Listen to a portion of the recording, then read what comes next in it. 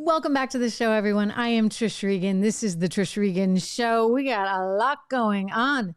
Apparently, the White House is really scared of Elon Musk. And not just the White House, the European Union as well. What is this really about? I want to dig into it. Portions of today's program are brought to you by Legacy Precious Metals. There has never been a better time to look at investing in precious metals for the long haul than right now. So go to legacypminvestments.com today for more. Again, legacypminvestments.com.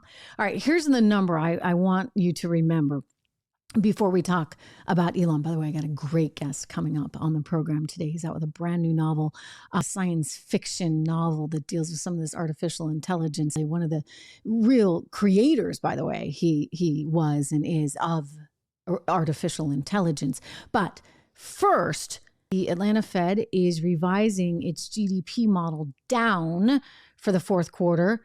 Shockingly, they thought in late November that we stood a shot at making 4.3% of an advance. They thought we were going to grow 4.3% in the last 3 months of the year. Now it's going to be 2.8% growth. I have a feeling we're going to be back in treacherous territory. You're seeing some of this reflected, of course, in the market right now. You had the consumer consumption expenditure price index, basically looking at the prices people pay for stuff, and it rose, not as much as people were worried about, but it's still showing some pretty solid gains. 6% on an annual basis. It's down from 6.3%, but it's still up 6%. And thus there are some real fears that we're going to be heading into a recession. It's one of the reasons why you need to think about how you're positioning yourself. It's a reason why I say make sure you've got a diversified portfolio. So take a look at that diversification. And when you do, you might consider things like precious metals, like gold. I'd like you to call my friends over at Legacy Precious Metals, 1-866-589-0560, 1-866-589-0560. They will hook you up and help you out. I promise you. Welcome to use my name. We actually had a wonderful discussion with some of you just the other day. If you'd like to see that, or if you'd like to sign up for the next one, go either to my website, trishintel.com, or straight to theirs, legacypminvestments.com/Trish, legacypminvestments.com/Trish. We're going to do it again, so I'd love to invite you to that. It's all free, by the way, for fans of this program. Anyway, there's a lot of economic stuff happening, and there's a lot of real world scary stuff happening in light of the crackdown that some would like to see on what I would consider our First Amendment, our freedom of speech. Elon Musk is not exactly high on some people's lists right now, and the White House wants to take a very close look at Twitter. There's a belief or a feeling that Twitter is going to be advancing misinformation, disinformation, and somehow that needs to be stopped. It's worth asking what misinformation really is, right? Because it turns out that, what do you know, that laptop that everybody was so worried about, that laptop, well, it turned out that wasn't misinformation. That was real stuff. It's just that the powers that be didn't want you to know that. The European Union just came out within the last day and said they're going to consider not allowing Twitter in the EU. How are we any better than China on that front? Right? I mean, you're not allowed to see Twitter in China. And now the EU is going to try and follow in those footsteps. It doesn't seem right now, does it? We are going to talk to Craig Stanfill momentarily. He's one of the original creators of artificial intelligence. He was working in this space long before it was even a thing.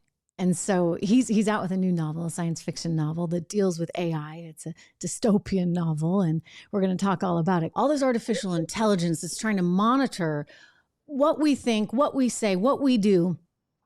Given what Elon Musk is facing, what is really going on here? Well, for that, I wanted to bring in a fascinating individual with a ton of experience, having helped create artificial intelligence back in the day himself, Craig W Stanfill, who is out with, by the way, a brand new novel, The Prophecy of the Heron, a dystopian artificial intelligence science fiction novel, which I think in some ways, having read it, speaks not so much in the fiction and in the realm perhaps of what could one day come. Hey, Craig, it's good to see you again.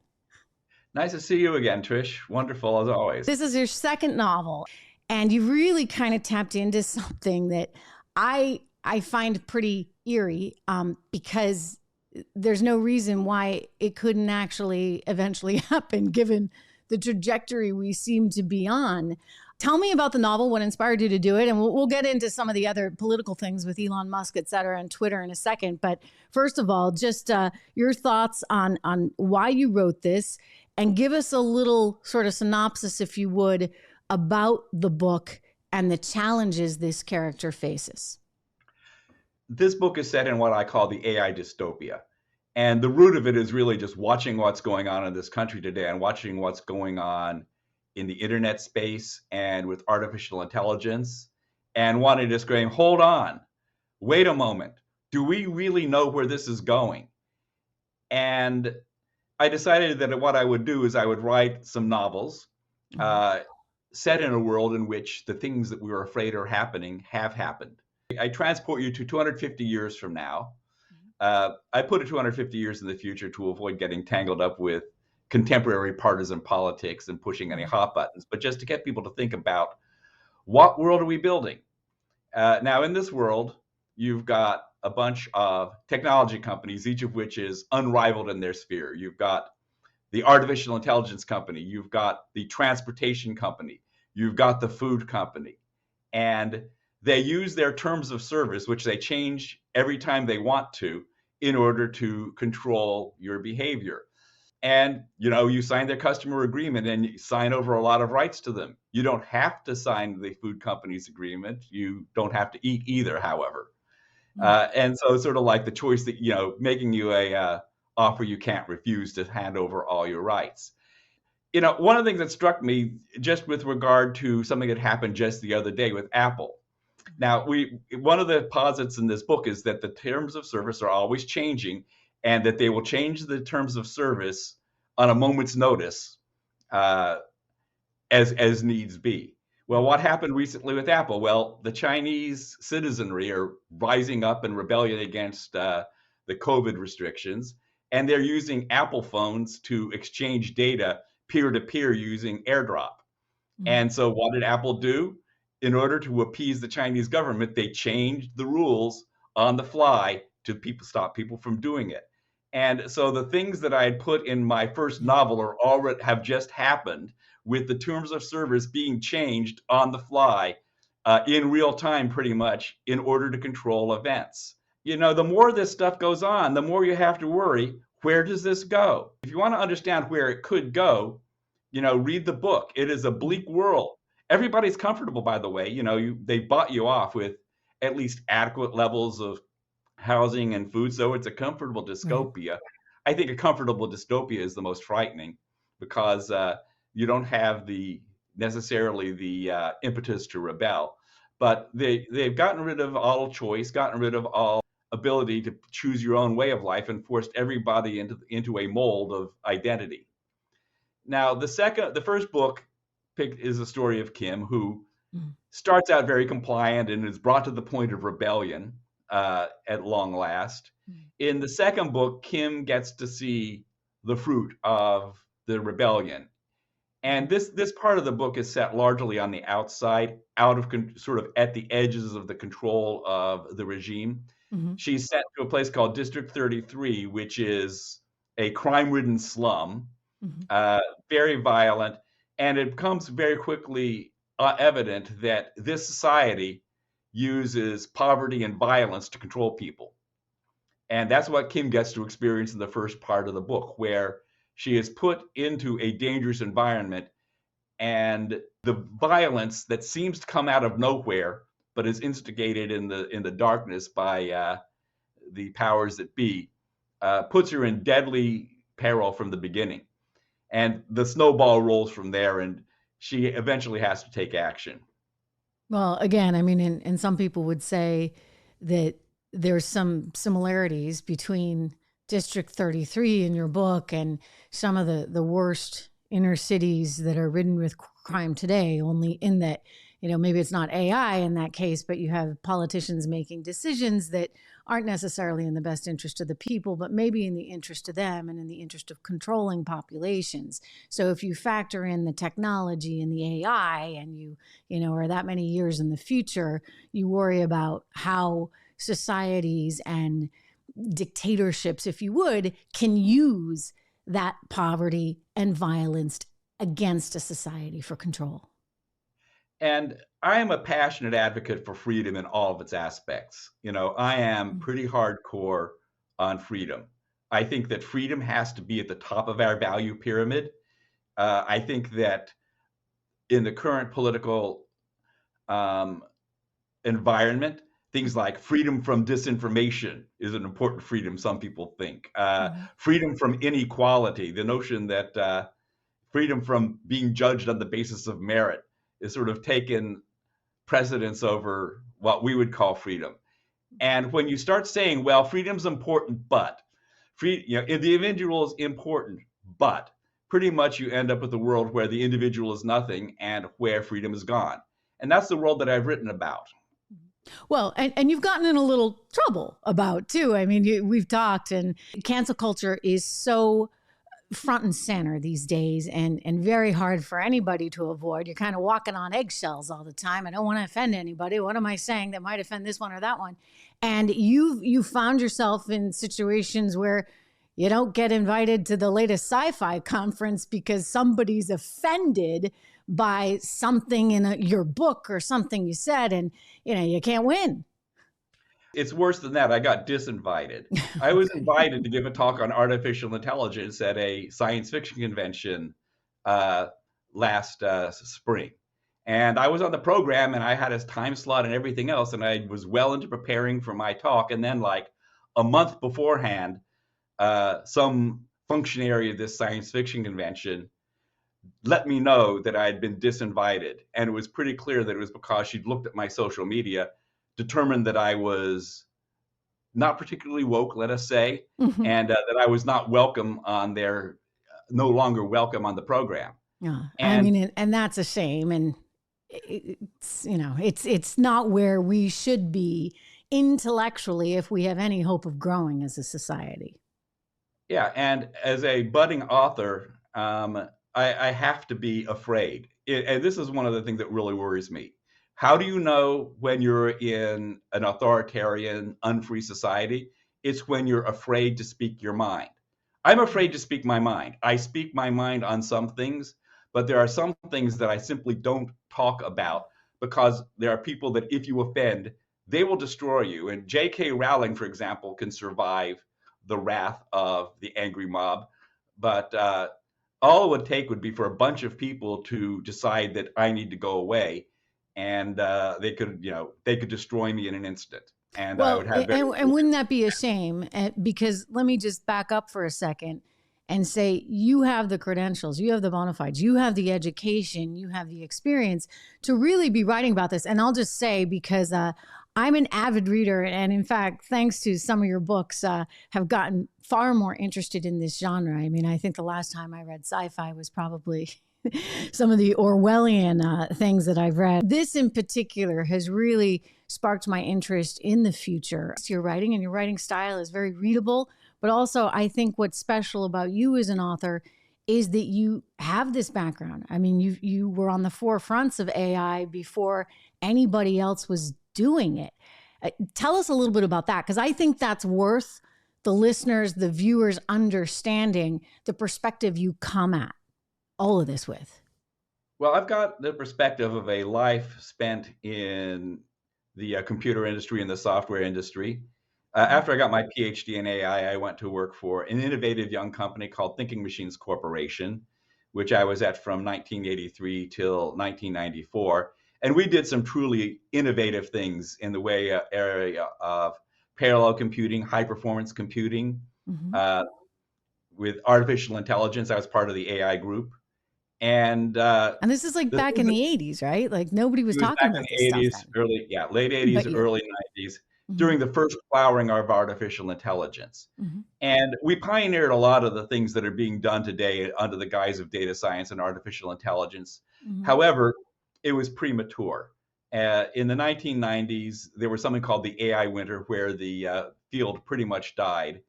And I went on to take some of the things that I learned about parallel computing and start a company that does high performance enterprise computing, Ab Initio Software.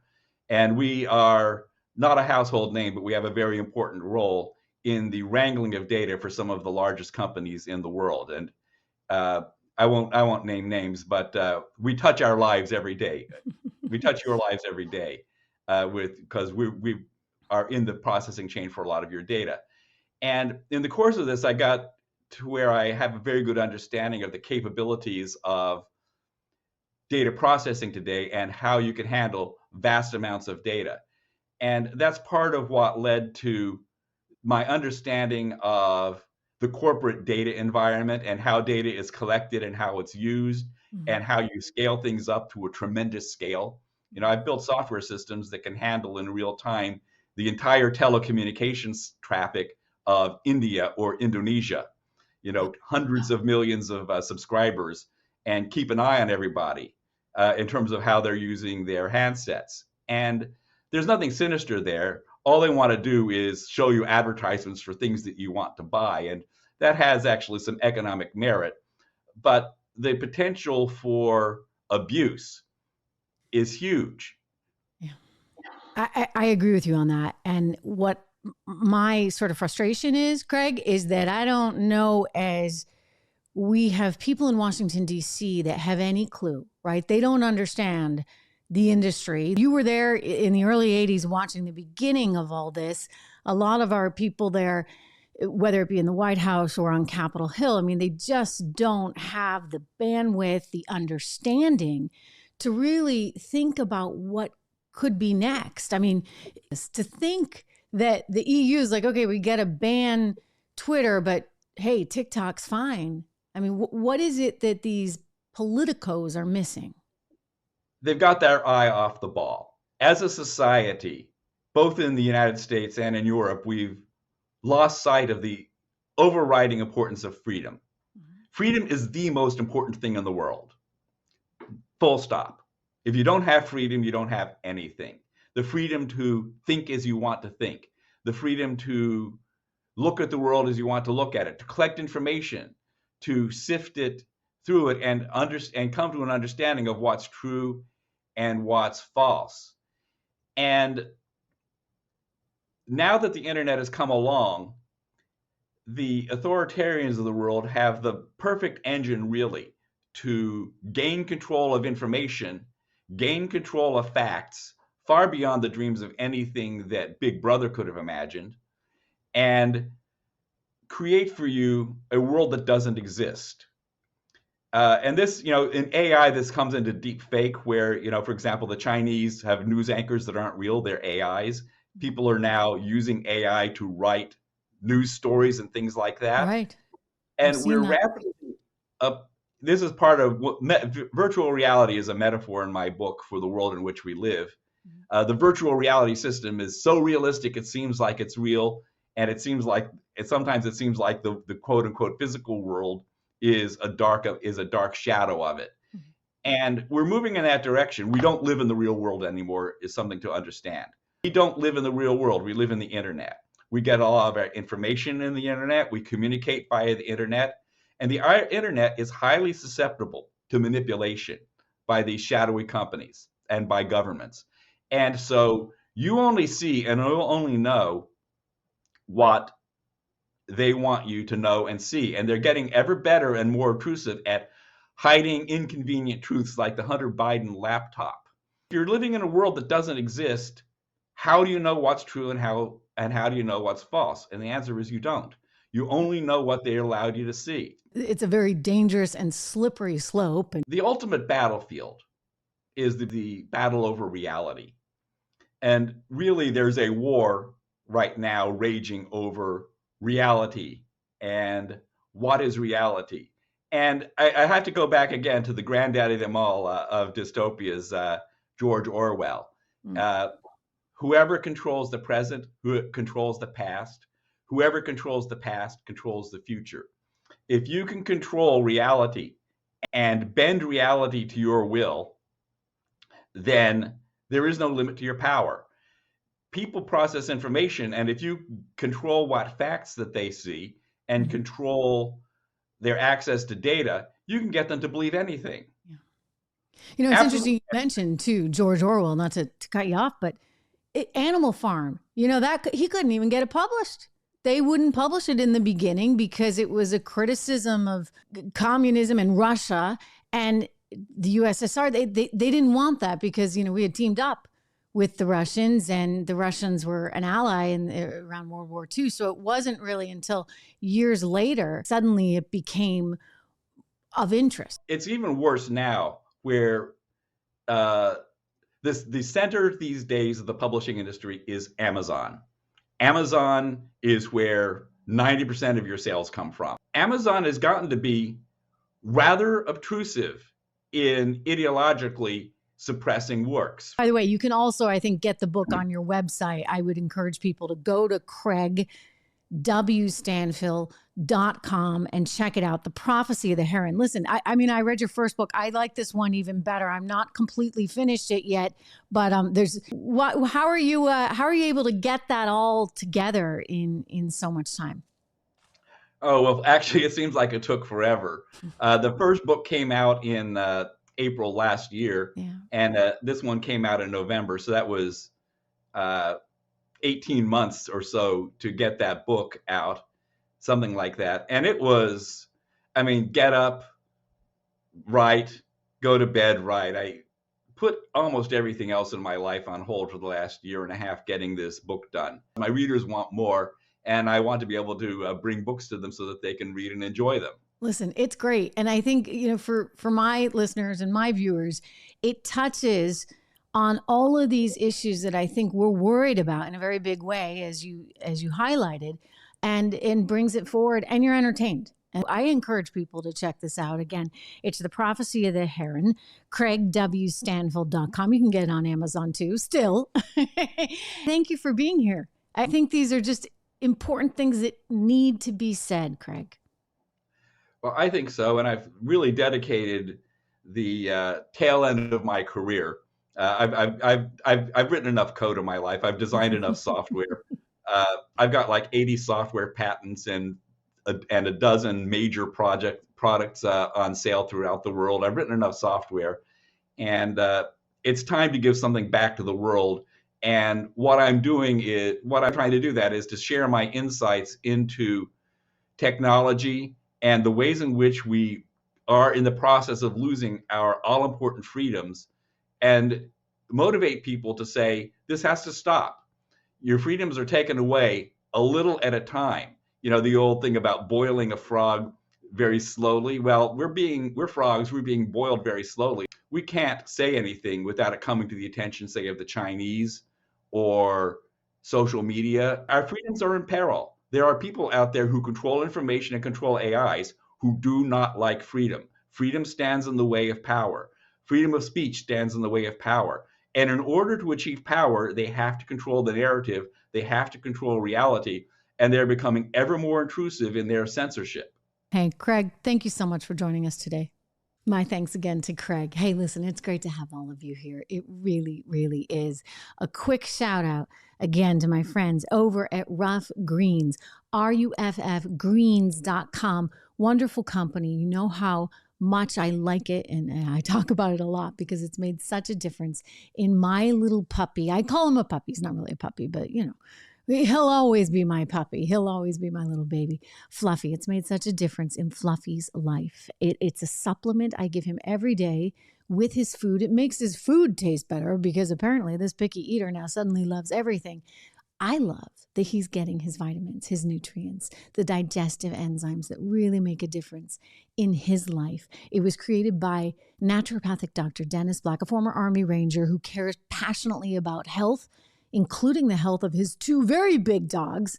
You know, mine's just a little guy, but he cares, and he wants to make sure that every single dog has the opportunity to get all those things that they need to live their lives. I mean, some of the food that you see on these store shelves, he would tell you, you know what, this is dead food. It's dead food, and there's only one way to make it come alive. And you make it come alive through the right kinds of nutrients. So this is what your dog needs. He's got a special offer. He just wants to make sure every dog is healthy. So you can get a free trial bag. You just have to pay for shipping by going to roughgreens.com today. Again, that's rough, R-U-F-F, get it, greens.com today. I think your dog will love it. I'd be shocked if he didn't. And I think Fluffy, as picky as he is probably one of the best testaments to it, given the success I've had with him. Listen, have a wonderful, wonderful day, a wonderful evening. We'll be back talking with you again tomorrow. I love hearing from you, so drop me a line. You can follow my newsletter and connect with me there at trishintel.com. Just sign up, or on Twitter at Trish_Regan. Yeah, I still use it on Twitter. I'm on every social media platform. So follow me there on Facebook and Instagram as well. And we'll talk again tomorrow. Have a good one.